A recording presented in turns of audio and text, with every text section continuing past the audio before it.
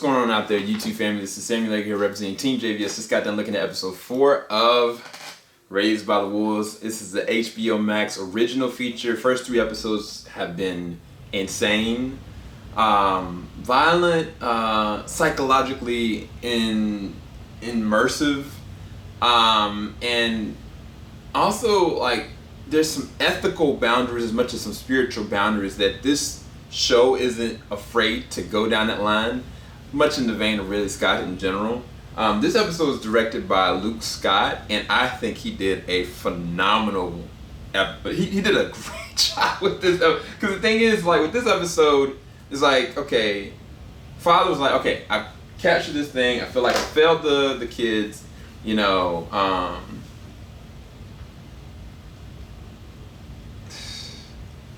don't want to spoil it. I don't know how I'm going to phrase this around. Let's just say this. The kids have no choice. They have to kill this thing to survive. And Campion is like, yo, there's got to be other ways and means for us to be able to survive without having to kill this thing. Like, he's like very adamant, like, this is wrong. I don't want to do it. I can't do it. You know, even some of the kids, like, father's like, yo, they're going to have to make a choice to do this. And then mother, you know, went out. Well, go ahead, let's scratch that. In the very beginning of the episode, mother goes to save somebody, which I thought was a very amazing, epic moment. But at the same time, when mother went back out, after talking to father and like him to acknowledge it, the thing about this show is this. You got androids that are trying to save, nurture, and raise children. So you know, there's some fundamental issues with that because they technically aren't real. Like, they're, artificial beings. But yet, they're being affected by all this, and at the same time, they're affecting each other because they're working in a dynamic like a mother and a father, or a husband and a wife, which most husbands and wives, like, one of the hardest parts is to get through that door together. Where there's parts of you that are lacking, where your spouse is higher, or the opposite of that. And they are having to deal with that compromise.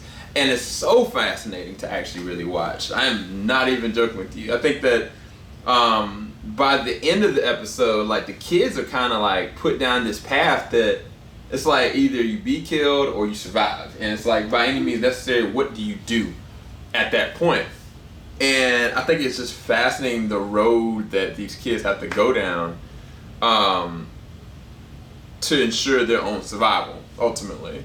So I think that is freaking amazing. And not just that, this is so sci-fi. Like, from a technological standpoint, like the exploration, like the attention to details. One of the things that Ridley Scott does that most new sci-fi people, do wrong is that he's very meticulous with the specific things, whether it be like, mother going through this like location and find this technological difference and, exploring it and pulling things out and looking at it. Like, I love that. Like, those things are important because it gives you ideas. One of the reasons why Star Trek has lasted this test of time is because they, revolutionized what technological advancement could be.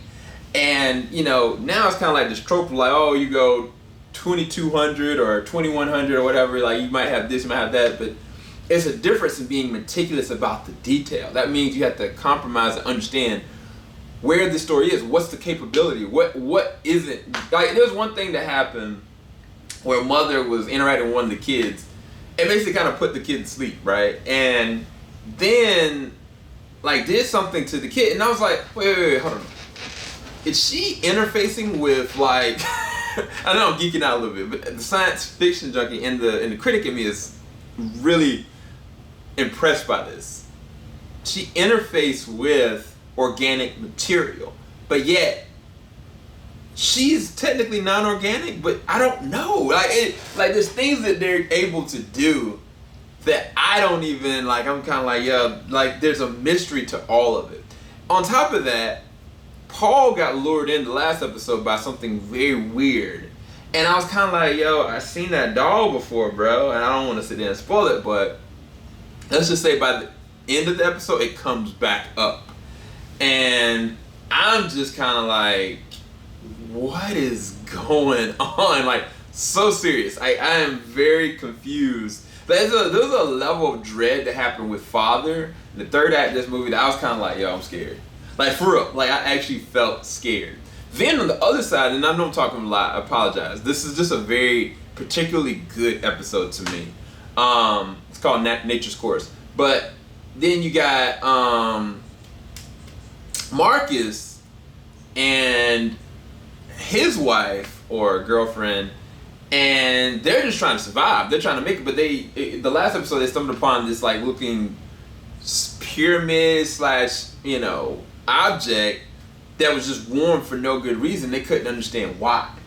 And this whole entire time, everything has been surrounded by this prophecy about this orphan kid. And I don't know, man. There's something to all of this because something happens to Marcus and he's like, yo, I gotta make a choice here because this, like, he's gonna end up killing us. Like, I need to act. But some supernatural science fiction-y things start to happen, and I just kind of like, yo, this is crazy. I love it. I really do. Like, I'm like, this is the most craziest thing I've seen in a long time. Like, this is all the way sci-fi, and I'm loving every second of it. Hopefully you guys enjoyed this review, though. Keep it locked. JVS, we ain't gonna stop. Have a blessing, guys. Peace.